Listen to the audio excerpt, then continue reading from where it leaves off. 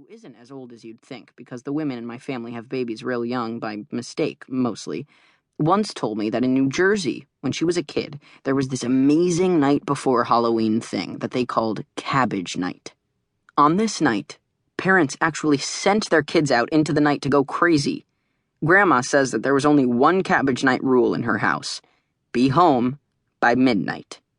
Even on a school night.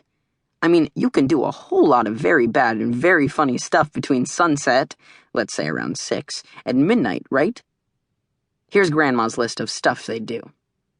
Run through people's yards and leap over their fences, screaming like banshees, throw eggs at everything and everybody in sight, put dog poop in paper bags, light the bags on fire, and throw them onto someone's front porch, then watch the homeowner, usually the dad if there's one around, stamp out the fires and spray himself knee-deep in shit, hit kids with sacks of flour until everybody is white as ghosts, steal anything that strikes your fancy and isn't nailed down, tip over gravestones, tie nerdy kids to gravestones and leave them there until about 11:58, break empty beer bottles after you drink the beer that somebody's cool uncle bought you, on curbs, and threaten to cut other kids' throats, set out nails point up on the streets, hoping to pierce car tires, and, well, whatever kids could think of.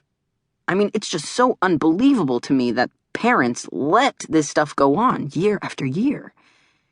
Grandma says that when she was a kid, she came home at midnight every year bruised, covered in yolk, flour, and beer, half drunk and all the way exhausted. And here's the best thing. No one cared. In fact, her parents hadn't even bothered to wait up for her. Grandma says her folks figured, what the hey, better the kids get this shit out of their system once a year than dribble out bits of badness every other day on the calendar. So, they just said, go ahead and get it over with, just don't kill anybody, okay? I swear, this is all relevant to me and Sylvie's own little Cabbage Night performance because, as I believe I mentioned, we are kids. Hospice hostages are not. Luckily, that was one of the days that Sylvie was feeling strong enough to get up, or she made herself strong enough, because I'd been bugging her for 3 days, telling her how funny this whole thing was going to be. Anyway, we waited until 5:30 p.m. October 30th.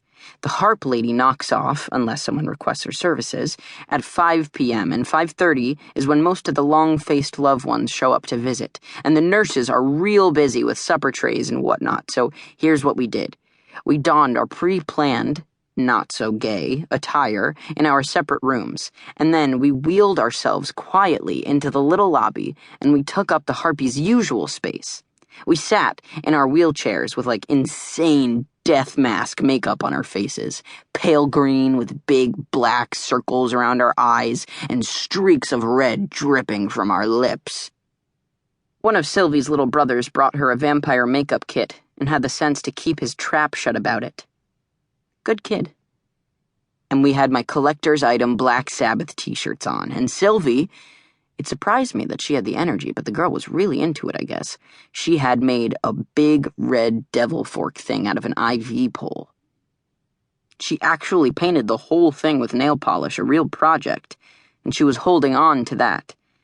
And I'd put one of my uncle's rave tapes, all screaming cool distortion, into the CD player on my lap, and we blasted that sucker every time some poor fool stepped off the elevator. And I held up my sign, "Going down. This means you," written in fake flames. Whenever somebody gasped and backed up, me and Sylvie, we cackled and screeched like insane demons. Okay, so it was just a childish joke. Funny as all hell, though. But Sylvie, that girl is much tougher than you'd think, given she's about 5 feet nothing and bald.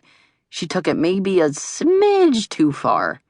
See, she'd planned something she didn't tell me about, something totally in the Cabbage Night tradition that she'd come up with on her own and kept quiet about. And she pulled it off without blinking an eye. Here's what Sylvie did. She reached behind her back and pulled out a cigarette lighter and 3 boxes of Kleenex. She was quick as anything. She clicked the lighter and lit those babies up, 1, 2, 3, and threw them down on the floor.